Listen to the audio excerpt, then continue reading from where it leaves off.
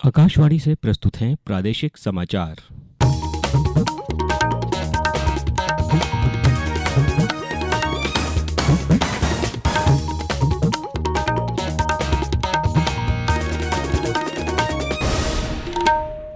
नमस्कार, समाचारों के साथ मैं अभिषेक कटियार। प्रधानमंत्री नरेंद्र मोदी ने कहा है कि पिछले 1.5 वर्ष में देश के लगभग 10 लाख युवाओं को सरकारी नौकरी उपलब्ध कराई गई है। उन्होंने आज वीडियो कॉन्फ्रेंस के माध्यम से 71,000 से अधिक नवनियुक्त कर्मियों को नियुक्ति पत्र वितरित किए। प्रधानमंत्री ने कहा कि रोजगार मेले में युवाओं को सशक्त बनाया जा रहा है और उनकी संभावनाओं के द्वार खुल रहे हैं। उन्होंने कहा कि सरकार की नीतियों और निर्णयों के कारण ग्रामीण भारत में रोजगार और स्वरोजगार के नए अवसर निर्मित किए जा रहे हैं।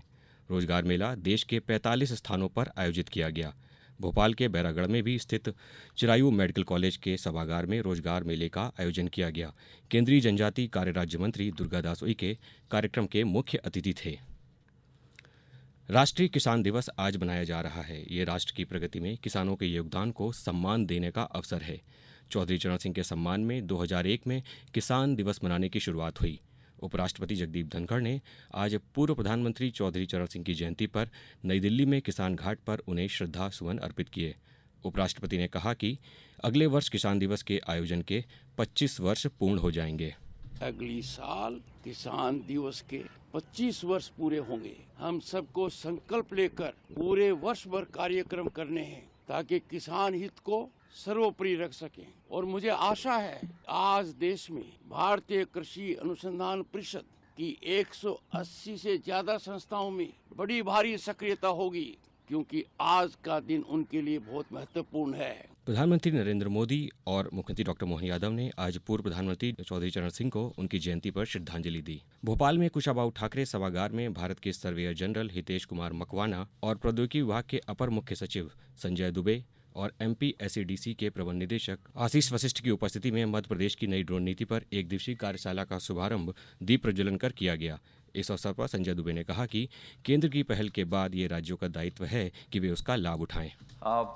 ये बात बिल्कुल निश्चित रूप से कही जा सकती है कि केंद्र शासन ने जो वर्तमान में ड्रोन की नीति बनाने का प्रयास किया है, जिसके अंतर्गत उन्होंने एक इकोसिस्टम क्रिएट करने की अपेक्षा की है, और अब बारी है प्रदेशों की कि वे इस नीति का ध्यान में रखते हुए कैसे इसको मोटिवेटिंग फैक्टर की तरह यूज़ करें और ये सुनिश्चित करें कि जो उनके क्षेत्र में इसका एप्लीकेशन हो सकता है, क्योंकि ग्राउंड पर एप्लीकेशंस जो डेवलप किए जाएंगे वो स्टेट के अंदर ही संभावनाएं ज़्यादा हैं, तो किस तरह से इसको सुनिश्चित किया जाए कि इस तरह का इकोसिस्टम के बाद एप्लीकेशन हो सके जिससे लोगों को सुविधा मिल सके।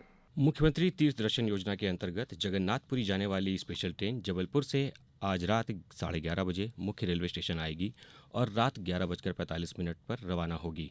कलेक्टर कार्यालय की धर्मस्व शाखा के अनुसार जगन्नाथपुरी स्पेशल ट्रेन जबलपुर से 300 तीर्थयात्रियों को लेकर रवाना होगी। तीर्थ दर्शन स्पेशल ट्रेन की समय सारणी घोषित कर दी गई है।